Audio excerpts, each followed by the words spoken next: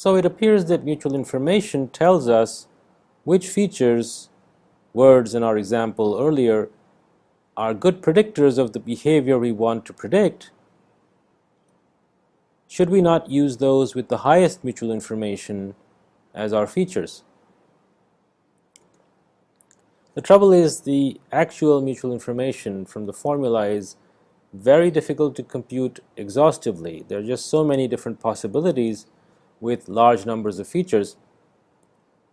So in practice we use proxies. Well, a good proxy that we've seen earlier is the inverse document frequency. There are other techniques. AdaBoost in particular is an important algorithm, but we won't go into that in detail in this course. For the moment, think about using those words with high inverse document frequency as a proxy for words which are likely to be good features. Another question we might ask is, are more features always good? The y-axis here is measuring the error in the classification. That means how often naive Bayes gets the wrong answer. This error improves as we add features, but after some time it starts to degrade again. Why might this be happening? What do you think?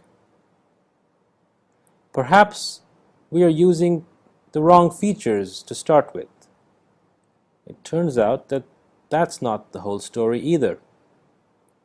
In this example, the features having the lowest mutual information or information gain, which is another term for the same idea, it's those bad features which are used first and then the good features come later. Still, the classifier goes haywire. So what's going on? Can you guess? Remember that there's a reason why naive Bayes is called naive. It doesn't like redundant features. It assumes that features are independent. It likes the fact that features have very small mutual information amongst themselves. The trouble is that's not always the case, and this is one reason why the technique can fail. It gets confused because it assumes that features are independent.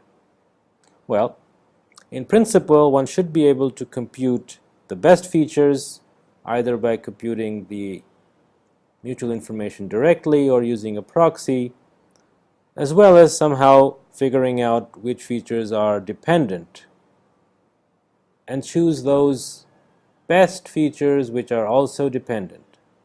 Many machine learning techniques do exactly this. We don't have time to go into the techniques in detail, but the idea should be clear by now.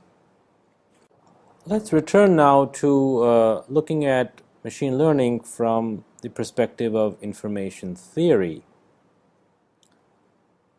We have a machine learning algorithm which takes a sequence of observations such as comments and classifies them as positive or negative in a manner so as to maximize the mutual information between the observations and their actual classifications versus the ones that the algorithm manages to predict.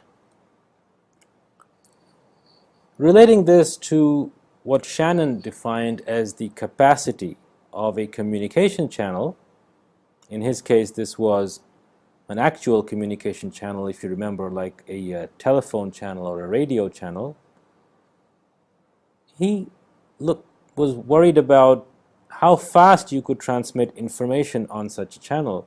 So he defined the capacity of a channel as the maximum information that could be transferred between the sender and receiver per second. So the element of speed comes in when you talk about capacity. What does this mean in the context of machine learning? Is there an equivalent notion of capacity? How fast can a machine algorithm actually learn? What does it mean to be fast? It turns out that there's been a lot of work on the theory of machine learning. The pioneer in this is Leslie Valiant, who won the Turing Award in 2011, and other important papers define something called the VC dimension, using which it was shown in this paper that the right Bayesian classifier will eventually learn any concept or any distinction between plus and minus, yin and yang. The trouble is, it need not run as fast. What does that mean? How many training examples does a classifier require to learn a concept? That's the equivalent of speed in the world of machine learning. And how fast depends on the concept itself, and the VC dimension, or the Vapnik-Chernonikis dimension of a concept, can be measured, using which this paper showed that Bayesian learning can eventually learn any concept, and the speed depends on the VC dimension of the concept. Well, that's all we're going to do regarding machine learning theory for the moment. Let's return now to the question of whether sentiment analysis is actually measuring an opinion about a product, a course, or anything else. Remember, there are hundreds of millions of tweets a day. We can listen to the voice of the consumer like never before. We can figure out the sentiment and all these things just as we've discussed in our example. But how do we figure out what consumers are saying or complaining about, not just whether or not they are complaining? What is the object of their complaint, or for that matter, their request or demand? Consider a comment such as, book me an American flight to New York. What does the word American mean? Does it mean the airline, American Airlines, or does it mean the nationality of the airline, so that any airline of American origin will do? Obviously, this is an ambiguous sentence, and language is full of such vagueness and ambiguities. Suppose the writer also said, I hate British food. Maybe the guess is now it's probably American Airlines, because British Airways is also another airline, and maybe they're talking about the food on British Airways.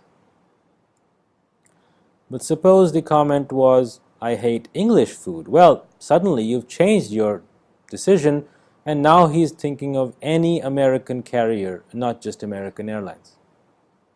Because American versus English clearly distinguishes the fact that he's talking about the nationality, versus American versus British means that he's more likely to be talking about the carriers themselves.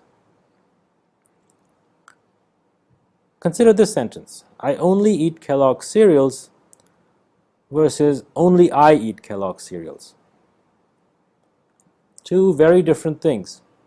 What can you say about this home's breakfast stockpile? Clearly, in the first case,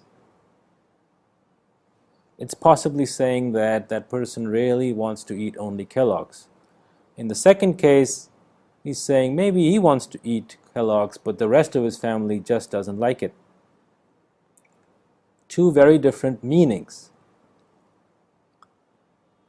Took the new car on a terrible bumpy road. It did well though. Is this family happy with their new car? Just looking at sentiment, it has so many negative words. Terrible, bumpy. It does have this positive word well, but would the Bayesian classifier guess that this is a positive or a negative comment properly? Probably not. The point we're trying to get at is Bayesian learning using a bag of words, just features being words themselves? Is it enough? And more deeply, we're trying to ask the issue of Richard Montague and Noam Chomsky: how do we actually discern the meaning of a sentence versus just classifying it as positive, negative, good or bad, yin or yang?